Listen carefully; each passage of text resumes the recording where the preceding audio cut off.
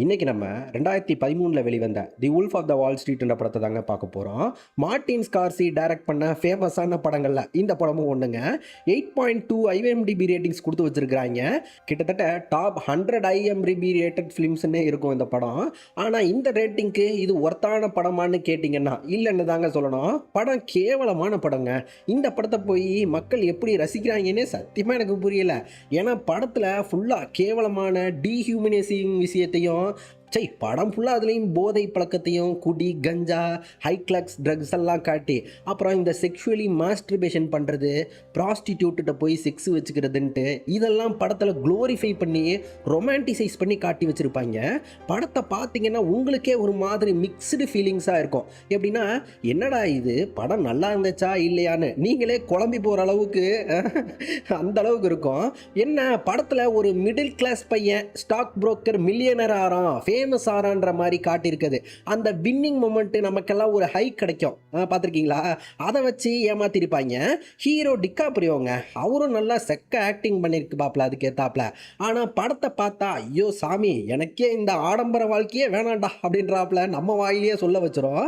வடக்கில் இந்த மாதிரி நிறைய படம் வரும் பார்த்துருக்கீங்களா? இந்த 1991 ஹர்ஷட் மேத்தான்ட்டு ஒரு படம் வந்துச்சு. அப்புறம் இப்போ கூட ரீசெண்டாக அந்த துல்கர் நடித்த லக்கி பாஸ்கர்னு ஒரு படம் வந்துச்சு பார்த்தீங்களா? இந்த லக்கி பாஸ்கர் வந்தப்பெல்லாம் எல்லாம் அதை பற்றி தான். எப்படின்னா நிறைய பேத்துக்கு இந்த படம் பிடிச்சிருந்துச்சு. சத்தியமாக எனக்கே புரியலைங்க. எனக்கு தெரிஞ்ச பசங்களையே அந்த படம் சூப்பர் வேறு லெவல்னாங்க. அப்போல்லாம் யாரா நீங்கள்லாம் அப்படின்றாப்புல தான் எனக்கு இருந்துச்சு. ஏன்னா எனக்கு பெருசாக இந்த பணத்து மேலே அந்தளவுக்கு கிரேஸோ இந்த ஆடம்பர வாழ்க்கை மேலே பெருசாக பற்று இல்லை. ஒரு இந்த மணி மைண்டட் காய் இல்லைன்னு தான் நான் சொல்லணும். அந்த கான்ஸ்டன்ட் சேசிங் மைண்ட் செட்டே எனக்கு கிடையாதுங்க. அப்படின்றதால எனக்கு என் பெர்ஸ்பெக்டிவ்லேருந்து அந்த மாதிரியான படங்கள்லாம் எனக்கு பெருசாக கனெக்ட் பண்ணி பார்க்க முடியலையோ என்னமோ. சரி போதும், நம்ம இப்போ படத்துக்குள்ளே போவோம். படத்தோட ஸ்டார்டிங்கில் ஸ்ட்ரேட்டன் ஓக்மோண்ட் அப்படின்ற ஸ்டாக் மார்க்கெட் கம்பெனியோட ஆடு காட்டுவாங்க. நம்மெல்லாம் சிங்கம்னாலே அந்த கம்பீரம் கிங் ஆஃப் த ஜங்கிள் அப்படின்ற மாதிரி ஒப்பீனியனை நம்ம மண்டக்குள்ளெல்லாம் ப்ரோக்ராம் பண்ணி நம்ம மண்டக்குள்ளே ஏற்றி வச்சுருக்காங்க இல்லையா? அதே மாதிரி தாங்க இங்கேயும் இந்த கம்பீரமான சிங்கத்தை காட்டி இவங்களோட ஸ்டாக் மார்க்கெட்டுக்கு இந்த ஸ்ட்ராட்னட் ஓக்மோண்ட்ன்ற கம்பெனியை விளம்பரம் பண்ணி ப்ரொமோட் பண்ணி கம்பெனியை பெரிய சக்ஸஸ்ஃபுல்லான கம்பெனியாக தாங்க போல் இருக்குது. இப்போ கம்பெனி முதலாளிங்க அவரே வாலண்டியராக படம் பார்க்குற நம்மள்கிட்ட தன்னை பற்றி சொல்லி தான் எவ்வளோ பெரிய பணக்காரன்றதெல்லாம் பீத்திக்கிட்டு இந்த காரு பங்களா பார்த்தீங்களா என்கிட்ட எப்படி காரு இருக்குது, பார்த்தீங்களா என்கிட்ட எப்படி போட்டெல்லாம் வச்சுருக்கேன் அப்படின்ட்டு ஆள் நல்ல வெல்த்தியான மெட்டீரியல் பொசிஷன் வச்சுக்கிட்டு கூடவே ஒரு ட்ராஃபி ஒய்ஃபை வான் பண்ணியிருக்காங்க.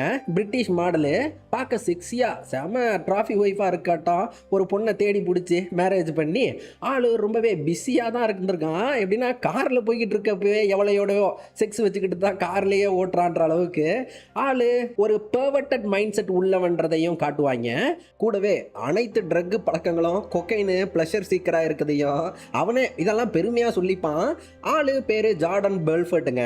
மணி இஸ் அல்டிமேட், பணம் இருந்தால் போதும் நமக்கு வேறு எதுவுமே வேணாம், பணம் மட்டும் நம்மளோட வாழ்க்கையை பெட்டர் ஆக்கிரோன்னு பணம் இருந்தால் போதுன்ற ஒரு மைண்ட் செட் உள்ள ஆளு ஒரு மணி மைண்டட் காயா பணத்தை சேஸ் பண்ணக்கூடிய ரியல் கோ கெட்டர்னு வாங்கல்ல ஆண்டர்பனர்பாங்க. ஜார்டனும் அந்த மாதிரி தாங்க. ஆளு ஸ்டாக்கர் போக்கரில் சக்ஸஸ்ஃபுல் பர்சனாக அதுக்கு என்னெல்லாம் வேணுமோ கம்பெனியில் அழகான பொண்டாட்டி கம்பெனி காரு பங்களா வேலைக்காரங்க போட்டு ஹெலிகாப்டர்னு எல்லாத்தையும் ஜெயிச்சு வான் பண்ணியிருக்காப்புல. இப்போ கதை பாஸ்ட்டுக்கு போகுதுங்க. ஜார்டனோட ஸ்டார்டிங் கெரியர் பாயிண்ட்டுக்கு அந்த ஃபேஸுக்கு இப்போ போகுது. ஆளு 22 வயசு பையனா ஒரு பொண்ணை காதலிச்சு கல்யாணம் பண்ணி ஒரு குடும்பஸ்தன்ற பொறுப்புகளோட நிறைய கனவுகளோட புதுசாக வேலை தேடி நியூயார்க்குக்கு வர்றாப்புல. ப்ரொடக்டிவிட்டிக்கெல்லாம் நம்ம ஊர் சென்னை மாதிரி அவங்க ஊர் நியூயார்க் நகரத்துக்கு எந்நேரமும் வாகன இறைச்சல்களாக ரோடில் மக்கள்கள் எப்போ பார்த்தாலும் ரேஸில் ஓடுற மாதிரியான அந்த மாதிரியான ஆளுங்க மத்தியில் அவங்க முகத்தெல்லாம் பார்த்து எப்படின்னா இந்த அகத்தின் அழகு முகத்தின் தெரியும்னு சொல்லுவாங்கல்ல, அந்த மாதிரி இந்த சென்னையில் இருக்கவங்க அவங்க முகத்தெல்லாம் பார்த்தாலே அனைத்து நெகட்டிவ் எமோஷன்ஸும் தெரியும். பார்த்துருக்கீங்களா?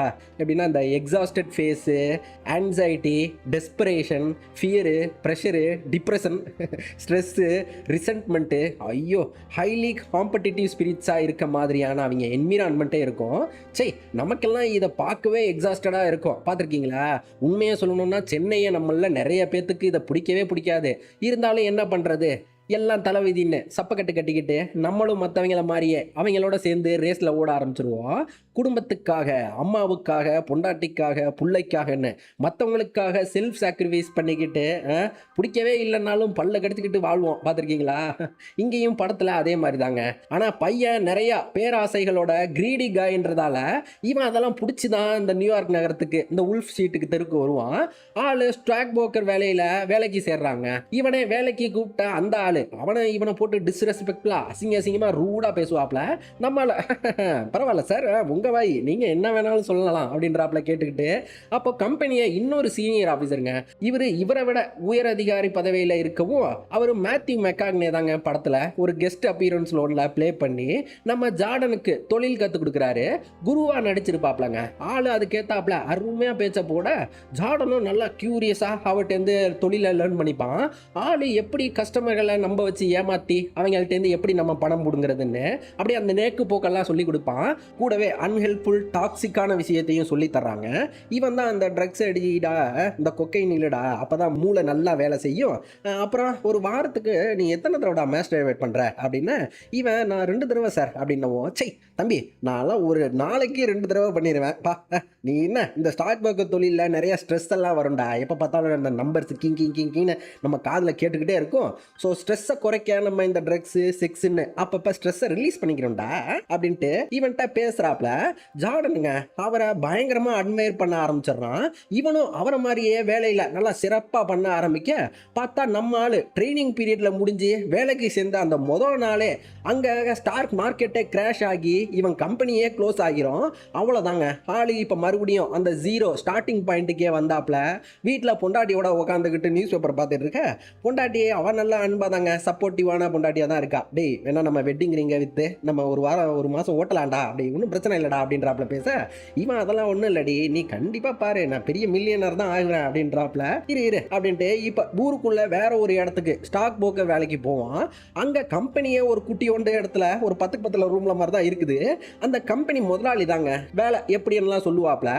இதுக்கு பேர் பென்னி ஸ்டாக்ஸ் ஆங்க. அதாவது கடைநிலை தொழிலாளர்கள் இருப்பாங்க இல்லையா, இந்த போஸ்ட்மேனு, சாக்கடை ஆள்றவங்க, இந்த ட்ரைனேஜ் மேனு, அந்த மாதிரியான லோ ப்ரொஃபைல் ஜாப்ல வேலை பார்க்குறவங்கலாம் அவங்க வாங்கக்கூடிய ஸ்டாக்ஸ் ஆமா. இது என்ன, இந்த ஸ்டாக்ஸை விற்றா நம்ம ஆட்களுக்கு 50% 50% கமிஷன் கிடைக்கும்னாவும் நம்ம ஆளு முழிப்பான். ஐயா நான் இதுக்கு முன்னாடி வேலை பார்த்தா அந்த பெரிய பில்டிங்லேயே அவங்களே 5% தான் கொடுப்பாங்க, நீங்கள் என்ன 50% கமிஷன் சொல்கிறீங்களே அப்படின்னவோ முதலாளி ஆமாடா நீ மட்டும் நல்ல ஒரு ஸ்டாக்கு விற்று காட்டு, நீ கேட்டதை நான் பண்ணுறேன் அப்படின்ற அளவுக்கு பேசவும் ஆளுங்க தான் பேச்சு திறமையை மொத்த பேச்சு திறமையும் யூஸ் பண்ணி அருமையாக நல்லா வாழைப்பழம் மாதிரி பேசுவாங்கம்பாங்கல்ல, அந்த மாதிரி பேச்ச போடவும் கூட வேலை பார்க்குறவங்க எல்லாம் அடே யாரா நீன்ற மாதிரியே இவன் அப்படியே பேசுகிறாப்புலையே பார்ப்பாங்க.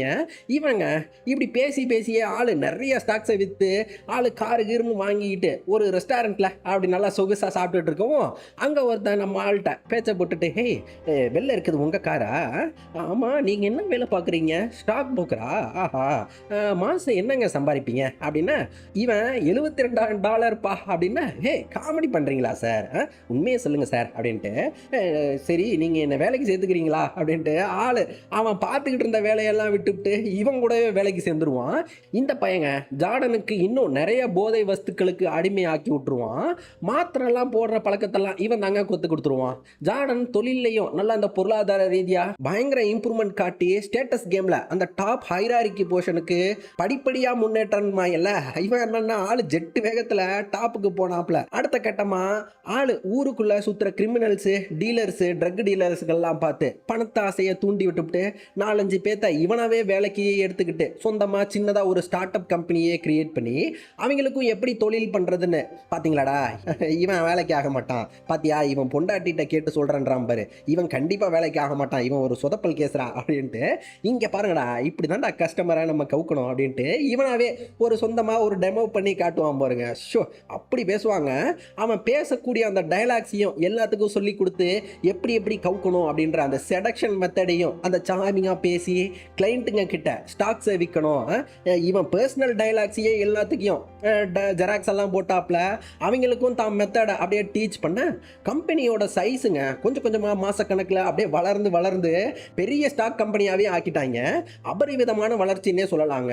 கம்பெனியோட வெற்றியை கொண்டாடுவாங்க பாருங்க. ஐயோ சை, ஒரு பொண்ணுக்கு காசு கொடுத்து அவளுக்கு மொட்டையே அடிப்பாங்க. அங்க கம்பெனிக்குள்ள இந்த பேண்ட் மியூசிக் வாசிக்கிறீங்களா ஜட்டியோட வாசிக்க விட்டுவிட்டு பாலியல் தொழில் பண்றவங்களெல்லாம் கூப்பிட்டு வந்து கம்பெனிலேயே கிடந்து உருண்டுகிட்டு கிடப்பாங்க. ஷோ, காட்டில் விலங்குகள் கூட இப்படியெல்லாம் இருக்காதுன்ற அளவுக்கு கேவலமாக பண்ணுவாங்கங்க. நியூஸ் சேனல் நம்ம ஆளை பேட்டி எடுத்து அவங்க நியூஸ் பேப்பர்லேயே நம்ம ஆளை பற்றி நெகட்டிவாக எழுதி போட்டு கிளிகிளின்னு கிளிக்க ஆள் போச்சு அப்படின்னு தன் பொண்டாட்டிகிட்ட புலம்பிக்கிட்டு இருப்பான். அவங்க அடே இது பப்ளிசிட்டிடா, இதுவும் ஒரு நெகட்டிவ் பப்ளிசிட்டி தான்டா அடே அப்படின்றாப்புல பேசுவா. பார்த்தா அவள் பொண்டாட்டி சொன்னாப்புல நம்ம ஆளுக்கு இந்த நியூஸில் ஊரில் இந்த மக்கள் மத்தியில் நல்ல ரீச் கிடச்சிருக்கும். கம்பெனிக்குங்க அத்தனை இளைஞருச்சுங்க வேலை தேடி டெய்லியும் வந்தவண்ணா இருக்காங்க. இது கம்பெனியா இல்லை சந்தைக்கடையா இல்லை ப்ராஸ்டிடியூஷன் பண்ணுற இடமானே தெரியாத அளவுக்கு ஸ்டாக் புரோக்கர் தொழிலில் பண்ணுவாங்க. ஸோ படத்தில் இந்த சீன் எல்லாம் பார்க்கவே முடியாதுங்க. செக்ஸை போட்டு ரொம்ப ரொமான்டிசைஸ் பண்ணி காட்டுற மாதிரி, ரொம்ப ஹை கொடுக்குற மாதிரி பூரா செக்ஷுவல் காட்சிகளையும் வச்சுருப்பாங்க. ஜார்டனோட அப்பங்காரங்க அவரு கம்பெனி மற்ற ஆட்களில் முன்னையே அவரும் பிள்ளைய போட்டு திட்டி கிளிகிளின்னு கிளிப்பாப்ல. டே என்னடா இது குடி செக்ஸ்ன்னு இப்படியெல்லாம் செலவு பண்ணிங்கன்னா எங்கடா கம்பெனி போகிறது, டே இப்படியாடா கம்பெனி நடத்தி நம்மலாம் காசு சம்பாதிக்கணும், அடே மகனே நீ இப்படியே போனீங்கன்னா நீ கடைசியில் ஒரு எம்டியான ஆளை தான்டா, உன் லைஃபையே மோஸ்ட் சூப்பர்ஃபிஷியலாக ஆக்கிடுவடா மகனே அப்படின்னுவாப்ல. இவன் அதெல்லாம் பார்த்துக்கிறேன்ப்பா அப்படின்றாப்ல. இவன் பேசிட்டு அடுத்ததா கம்பெனிக்காரங்க பார்ட்டி வைப்பான். அங்கே ஒரு பயங்கர செக்ஸியான டிராஃபி ஒய்ஃபு ஒன்று வரவும் ஆள் அவளோட சொல்லி விட்டுவிட்டு வழிய பேசுவான். அப்புறம் மறுநாளுங்க அவளை ரெஸ்டாரண்ட்க்கு வர சொல்லி பேசி கீசி அவளுக்கும் ஜார்டன் ஆள் நல்ல பணக்காரன்றதால அவளும் ஜார்டனை எப்படியாச்சும் வளைச்சி போட்டுடலான்னு தான் பார்த்துட்டு இருக்கா. அதனால தாங்க நம்ம ஆள் கல்யாணம் ஆனவன்னு தெரிஞ்சும் கூட இவங்களுடைய உடல் உருவு வச்சுக்கிட்டு செக்ஸுன்னு ஒன்றா இருக்குதுமா இருக்காங்க. பல நாள் திருட ஒரு நாள் மாட்டிப்பான்பாங்கல்ல, அந்த மாதிரி ஆள் தான் காதலிச்சு கல்யாணம் பண்ணவள்கிட்ட பொண்டாட்டிகிட்ட கையும் காலமாக மாட்டிப்பான். அவளுக்கு இது அவ்வளோ ஹர்ட்டிங்காக இருக்குங்க. ஐயோ, அவள் சலூன் கடையை வச்சு குடும்பத்தை ஜாடி கூட சேர்ந்து எவ்வளோ கனவுகளோடு இருந்தவளுக்கு இப்படி துரோகம் பண்ணி, அதுவும் இந்த டிராஃபி ஒய்ஃபுக்கு ஆசைப்பட்டு காதலிச்சவளை ஏமாழ்த்தி அவளை டிவோர்ஸே பண்ணிட்டு ஒரு கட்டத்தில் இவளை கல்யாணம் பண்ணிடுவாங்க. பணம் சம்பாதிக்கிறவங்கெல்லாம் அவங்க ஒரு கட்டத்தில் பணத்தை செலவு பண்ணி அழுத்து போய் கீரெல்லாம் வாங்கினதுக்கு அப்புறமா அடுத்த கட்டமாக எல்லாம் என்ன பண்ணுவாங்க உங்களுக்கே தெரியலையா, சொத்து சேர்ப்பாங்கல்ல தான் பெற்றதுக்காக பிள்ளைக்கு, அதுக்கப்புறம் பிள்ளையோட வாரிசு அப்படின்னு ஃப்யூச்சருக்காக இந்த பேர குழந்தைங்க வரைக்கும் சொத்து சேர்ப்பாங்கல்ல. நம்ம ஆள் அப்படித்தாங்க கம்பெனியில் திருடின அந்த பணத்தெல்லாம் கட்டுக்கட்டாக சேர்த்து அதுலேயும் பொண்டாட்டியை நல்லா சந்தோஷப்படுத்த அப்பப்போ அவளுக்கு நகை நட்டெல்லாம் வாங்கி கொடுத்து போட்டெல்லாம் அவள் பேர்லேயே வாங்கி கொடுத்து ஒரு போட்டையே வாங்கி போடுறான். அவளும் டிரான்சாக்ஷன் பேசிக்ஸில் செக்ஸுக்கு கொடுத்து இவங்க கல்யாணம் ஆன தம்பதிகளா முதல்ல ஒரு பிள்ளைய பெற்றுக்கிட்டு அடுத்ததான் 2வது குழந்தைக்கு அப்பப்போ அடியை போட்டுக்கிட்டு இருக்காங்க.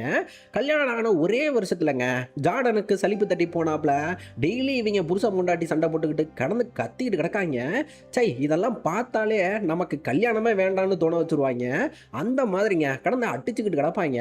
அப்புறம் கம்பெனி இவனே ஸ்டாக் மேடன்றவனை கம்பெனியில் அறிமுகம் பண்ணி வச்சு ஆள் லேடி ஷூ தயாரிக்கிறவனாமா. இவன் தாண்டா ஃபியூச்சர் டெண்டு அப்படின்னு ஸ்டாக் மார்க்கெட்டில் இவன் கம்பெனியில் ஸ்டாக்கை வீங்கடா அப்படின்னு நம்ம பாய்ஸுக்கு இப்போலேருந்து ஸ்டாக்கை இவன் மேலே விற்று அவனை கோடீஸ்வரனை ஆக்கிடுவாங்க. ஜார்டனுங்க ஆள் டோட்டலாக மாறிடுவாங்க. ரொம்பவே கன்னிங்கான இன்சென்சிட்டிவாக இவன் ஃப்ரெண்டுகளும் அவங்கள மாதிரியே மற்றவங்களை அசிங்கப்படுத்தி சிரிக்கிறதும் மற்றவங்க மனசை நோகடிச்சு கிண்டல் பண்ணுறதுமா மற்றவங்களை மட்டம் தட்டுறதுன்னு கூடவே இந்த போதை பழக்கத்துக்கு அடிக்ட் ஆகி செக்ஸி விஷயத்துலேயும் ஆள் செக்ஷுவலும் அடிக்ட் ஆகி ஐயோ சை அதுலேயுங்க அவள் பொண்டாட்டியோட பாட்டிகிட்ட போய் செக்ஸ் வச்சு ட்ரை பண்ணுவான் பாருங்க. சை, எதுக்குன்னா நம்ம ஆள் FBI நோட்டை விடுவாங்க. இவன் சம்பாதிச்ச காசை FBI கண்காணிக்க ஆரம்பிச்சிருவாங்க.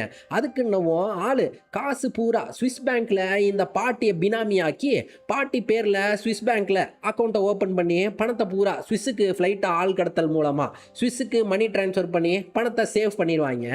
ஆனால் ஃப்ரெண்டுக்காரங்க பணத்தை ட்ரான்ஸ்ஃபர் பண்ணுறப்ப அந்த அடியாள் அவன் போலீஸ்கிட்ட மாட்டிடுவாங்க. இவங்க பீதியிலேயே சுற்றுவாங்க. போச்சு அடியாள் மொத்தத்தையும் FBட்ட போட்டு கொடுத்துட்டானோ, ஐயோ நம்மளாம் மாட்டிடுவோமோ அப்படின்னு பயத்திலே திரிவாங்க. ஜார்டன் பையங்க ஆள் பணக்காரன் ஆகிட்டோன்ற மெதப்பில் FBI ஏஜென்ட்டுகிட்ட அவங்க நேர்மையான ஆட்கள்னு தெரிஞ்சும் அவங்க இவனை பேர்ட்டுக்கு இன்வைட் பண்ணி வாங்க அப்படின்னு கூப்பிட்டு டீல் பேசுவான். ஐயோ, அதுலேயும் உச்சக்கட்ட மிதப்பிலேயே பேசுவாங்க. லஞ்ச பணத்தை வாங்கிக்க மாட்டாங்கன்றதால ஆள் அப்படியே இன்டைரக்டா எவ்வளோ வேணா கொடுக்குறேன் சார், 1 மில்லியன் கேட்டாலும் தர்றேன் அப்படின்னா அவங்க போடா நீயும் வேணாம் உன் காசும் வேணான்னு பேசுவாங்க. இவன் அவங்கள்ட்ட டேய் சீ சீ சீ முதல்ல என் போட்டை விட்டு வெளில போங்கடா, டேய் கிளம்பு கிளம்பு காத்து வரட்டும் அப்படின்றாப்புல ஆள் நல்லா ரூடா பயங்கர அரகண்டா பேசி அவங்கள அனுப்பவும் எஃபிஐங்க அவங்க அங்கேயே உனக்கு இருடி மாப்பிள்ள இருக்கு அப்படின்றாப்லே போவாங்க. கம்பெனிலங்க ஜார்டன் இந்த மாதிரி அடிக்கடி ஸ்டாஃபை மோட்டிவேட் பண்ணுற மாதிரி இப்படி தான் மேட்சப் போடுவான். ஐயோ அவன் பேசுகிறத கேட்டிங்கன்னா நீங்களே அவன் கூட சேர்ந்து வேலைக்கு போயிடுவீங்க, அந்த அளவுக்கு பேசுவான்.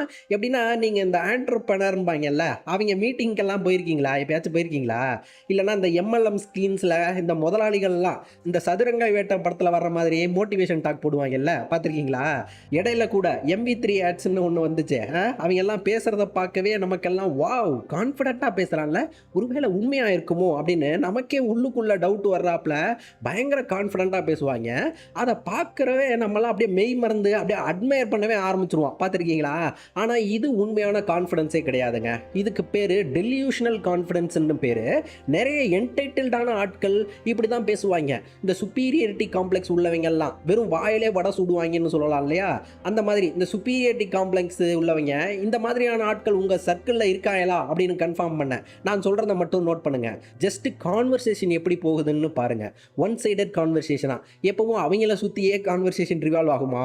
சென்டர் ஆஃப் த அட்டென்ஷன்லேயே அவங்க எப்பவும் இருக்காங்களா அப்படின்னு இந்த கேங்கு டாக்கே அவங்கள பற்றி தாங்க பேசும். கூட இருக்கவங்களும் அவங்களுக்கு சொம்பாவே மாறிடுவாங்க ஒரு கட்டத்தில். இந்த மாதிரியான ஆட்கள் பொதுவாகவே சக்ஸஸ்ஃபுல்லான பர்சனாக தாங்க இருப்பாங்க.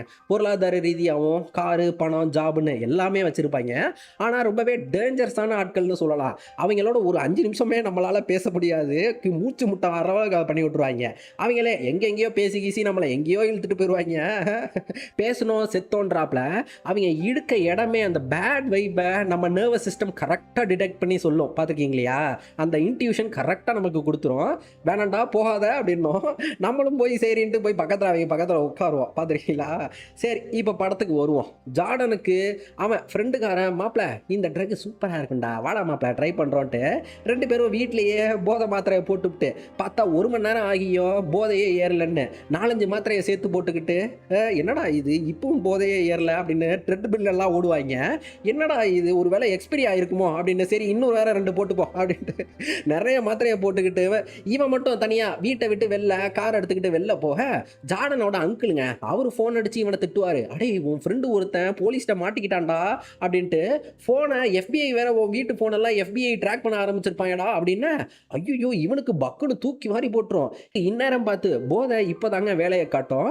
உச்சக்கட்ட போதையில் ஆள் அப்படியே கை காலெல்லாம் பேரலைஸ் ஆகி ஆனாப்புல ஆள் அப்படியே தவழ்ந்தே உருட்டுக்கிட்டு புரட்டுக்கிட்டு காரை எடுத்துக்கிட்டு அப்படியே போதையாக இருந்தாலும் அப்படியே பயத்தோடவே சரி உசுரை காப்பாற்றிக்கிட்டு வருவோம் அப்படின்றாப்புல அப்படியே உருட்டிக்கிட்டு வீட்டுக்கு வந்தா ஃப்ரெண்டுக்காரன் வீட்டு லேண்ட்லைனில் பிஸ்னஸ் பேசவும் அடையே ஃபோனை வைக்கிறா ஃபோனை FBI டேப் பண்ணுறாயடா பைத்தியக்காரா அப்படின்ட்டு கத்துவாங்க. பார்த்தா அவன் சிரிச்சுக்கிட்டே சண்டை போட்டுக்கிட்டு அப்படியே உருட்டுக்கிட்டு கிடப்பாங்க.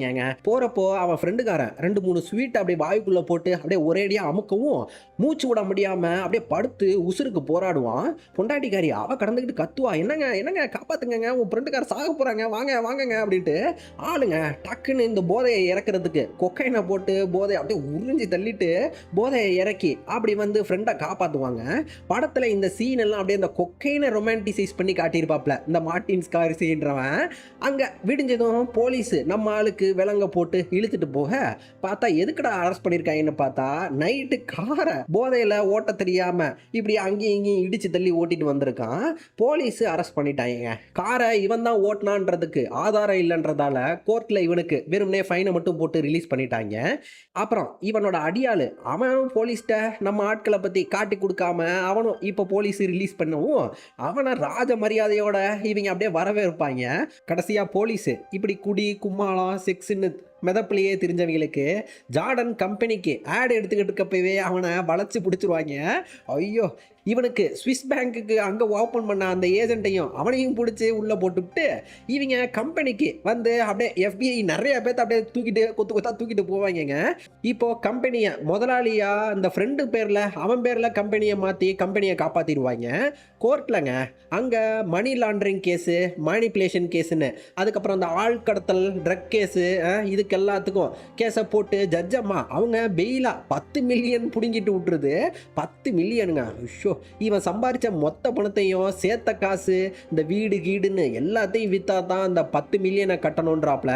ஆள் ஒரு மாதிரி அப்படியே புலம்பலா ஃப்ரெண்டுக்கிட்ட அப்படியே மச்சி அப்படி போச்சுரா அப்படின்றாப்புல பேசவும் அவங்க கம்பெனி உன் செலவெல்லாம் நான் பார்த்துக்குண்டா அப்படின்னு கவலைப்படாதான்னு ஆறுதல் சொல்கிறான்.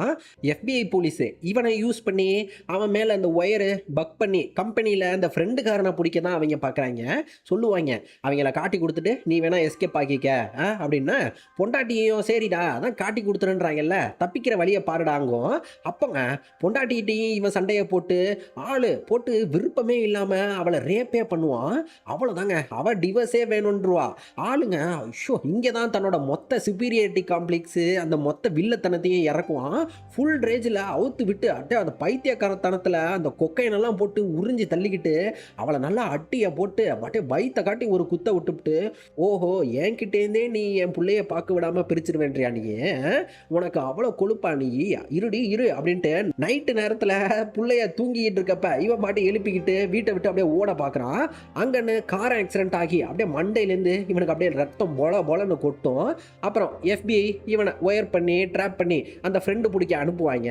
அங்கேயும் வேலையை காட்டிடுறான். இவன் ஃப்ரெண்டுகிட்ட பேசுகிறப்ப அடே போலீஸ் என்ன பக் பண்ணியிருக்காங்கடா பேசாதரா அப்படின்னு பேப்பரில் எழுதி காட்டிற ஃப்ரெண்டை காப்பாற்ற பார்த்தா அடுத்த நாள் மறுநாள் போலீஸ் நம்ம ஆள் எழுதி கொடுத்த அந்த லெட்டரை பார்த்து இவனையே அரெஸ்ட் பண்ணி நம்ம ஆளை ஜெயிலில் 3 வருஷம் சிறை தண்டனை கொடுத்து தீர்ப்பு எழுதிடுவாங்க.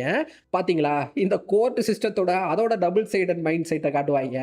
ஆள் எந்த மாதிரியான ஜெயிலில் போட்டிருக்காங்க பார்த்தீங்களா, நல்லா ஹாயா டென்னிஸ் பால் விளையாடுறாப்புல ஷோ நல்லா சொகுசு செயலில் போட்டு இங்கிட்டு ஜார்டன்டேந்து அந்த காசு வாங்காத அந்த நேர்மை அதிகாரியை அவருங்க இப்போதான் கடைசியாக வருத்தப்படுவாப்ல, ஒருவேளை அவன்கிட்டே காசு வாங்கியிருக்கலாமோ அப்படின்ட்டு.